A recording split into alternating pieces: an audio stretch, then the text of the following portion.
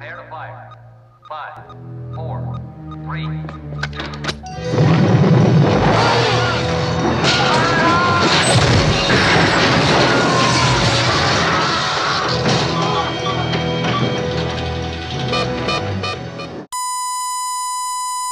Raindrops are falling on my head, and just like the guy whose feet are too big.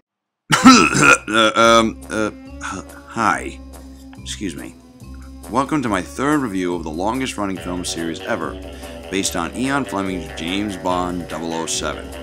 My next review will be of the first Bond film I actually saw in the movies at a very young age. Since I'm old enough now to drink more than my fair share of martinis, join me for one as we continue the 007 body count. This time we turn back the clock to 1979 with Moonraker. Now, if you look back, you'll find that at this point, the storylines, special effects, and movie sets for the films of this series evolved quite a bit, being much more imaginative, dynamic, and futuristic. If you were a small kid growing up in the 70s like me, you probably also remember that there was a mega wave of blockbuster hits from major film studios being ushered in that were science fiction based, starting with Star Wars, and then Superman continuing the tradition, and then with Alien being the next film on the rise. Eon Productions saw the writing on the wall.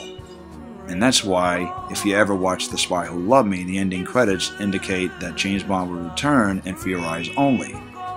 But however, the next film to come out was Moonraker. Now, in his fourth movie as 007, Roger Moore portrayed the character with a clever, sophisticated wit, keeping in line with the humor that had become part of the formula for the films of this series as it entered the decade of the 1970s, but going totally south to the books. It was because of that, incidentally, that family audiences could enjoy the thrill of an action film that wasn't R-rated. Up to date, Roger Moore actually had been noted to have appeared in most of the Bond films, 7 to be exact, and have been associated with the turning point the series took for a more contemporary mainstream film audience.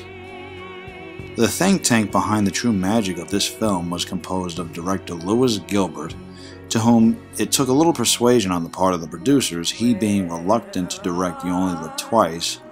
Moonraker was the last of the 3 Bond films that he directed. Production designer Ken Adams, who worked on most of the earlier Bond films, with Moonraker being the last of which. His credits also include Kubrick's Dr. Strangelove.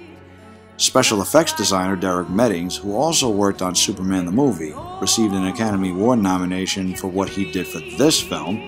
And also Christopher Wood, whose screenplay contrasted so much with Fleming's book that the film novelization had to be titled James Bond and Moonraker so people wouldn't confuse the two.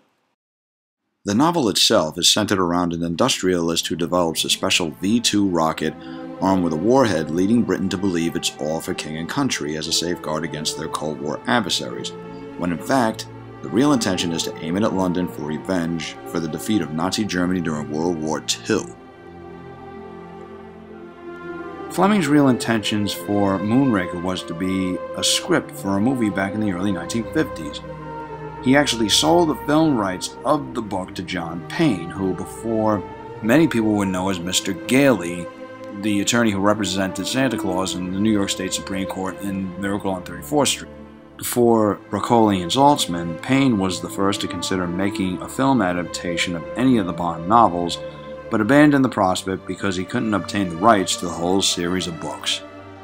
He quickly sold the rights to the Rank Organization, a British entertainment company of great capital. There was an article posted on the internet by film historian Simon Bermuda on April Fool's Day of all days, of a film that they made at that time with Orson Welles and Peter Lorre, but it was thought to be a hoax, with only this lobby card as evidence that it ever actually happened. I don't really know if it's true or not, but Fleming bought the rights back and then sold them to Saltzman and Broccoli. As Broccoli himself put it in an interview with Future Life magazine, which was actually from the makers of Starlog during the production of Moonraker, quote, "The premise of the movie is not science fiction, but science fact. According to the scientists of NASA, everything we have in our picture can actually happen in the very near future, not a couple of centuries from now." This is back in 1979, don't forget. NASA specialists, engineers, and scientists indicated to the producers a near future of Earth-based colonies in space. That became the screenplay for the film that we're talking about now, which, if you saw on screen, you knew they weren't kidding. It's scenes like this that distinguish this film from most of the sci-fi clones that had become so rampant in the late 1970s. Whereas in the book, London is targeted for annihilation, in the film, it's actually the whole world population, in favor of repopulating the Earth with a master race handpicked by Hugo Drax himself. That's where the idea came for a space colony for that race to be transported, while pods containing a deadly toxin would be launched at all the major cities on Earth, wiping everyone out so that Drax could establish his new master race. The space station where the shuttles docked had a very unique look, resembling an intergalactic spiderweb of sorts, and it rotated like a mobile. A very formidable cast for this movie, starting with Michael Lonsdale as Hugo Drax. You gotta love the following line. Look after Mr. Bond. See that some harm comes to him.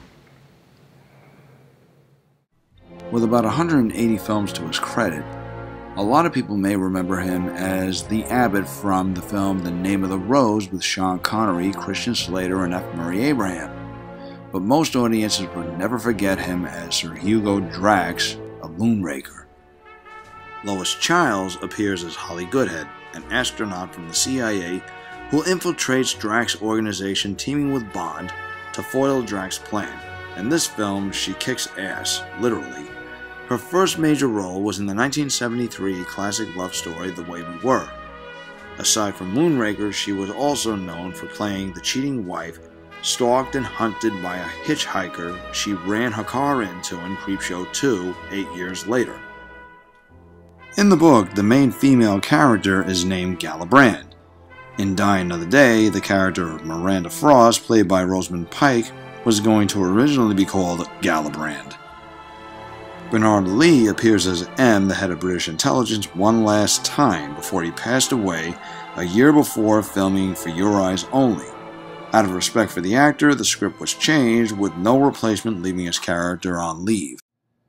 The one character that made this film unforgettable was this guy.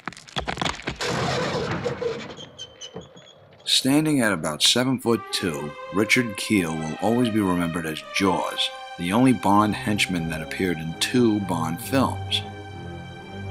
Based on a henchman from Fleming's book, The Spy Who Loved Me, known as Horrors, and who actually had steel-capped teeth, the filmmakers called him Jaws and made him larger than life. Now in The Spy Who Loved Me, he follows a different pace that's a lot more steady, slower, and his presence is a lot more intimidating and menacing. In Moonraker, the guy just pops up out of nowhere.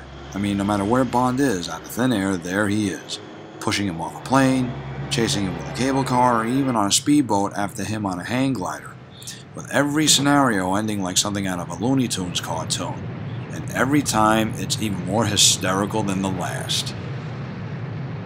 In this film, he actually adds the distinction of actually becoming good, making him every bit as mainstream as Bond himself.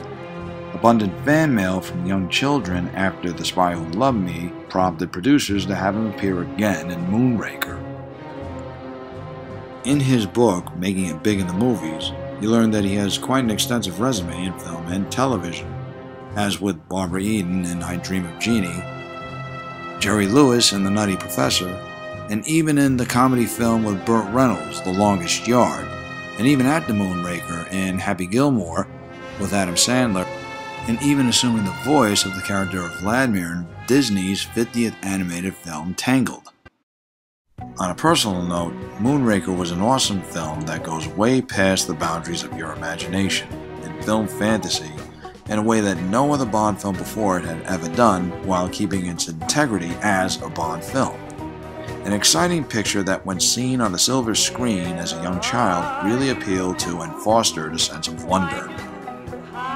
Incidentally, when released in theaters, despite mixed reviews at the time, Moonraker went on to become the highest-grossing Bond film ever, a a record that remained unbroken for 15 years up until the release of GoldenEye in 1995. Well, that wraps up my third review, leaving 4 more films to go, making it a total of, as you know, 7. 007, that is, with the next having thrills, excitement, and fun facts that will, of course, leave you shaken but not stirred. Take care.